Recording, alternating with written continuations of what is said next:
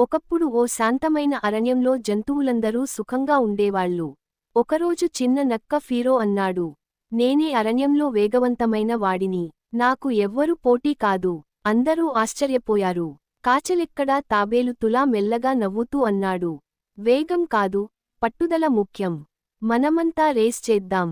రెండ్రోజుల తర్వాత రేస్ మొదలైంది. నక్క, జింక, కోతి, ఏనుగు, పక్షి, తాబేలు అందరూ సిద్ధం. సిద్ధం, రెడీ, పో. నక్క ఫీరో ముందుకెగిరాడు. జింక వెనకే వచ్చింది. కోతి చెట్ల మధ్య దూకింది. తాబేలు నెమ్మదిగా సాగాడు. ఫీరోకు గర్వం వచ్చింది. నేను చాలా ముందున్నాను. చిన్న నిద్ర పంటుకుంటా అని చెట్టు కింద పడుకున్నాడు. కాని బాగా నిద్రపోయాడు. ఇతర జంతువులు ముందుకెళ్లారు.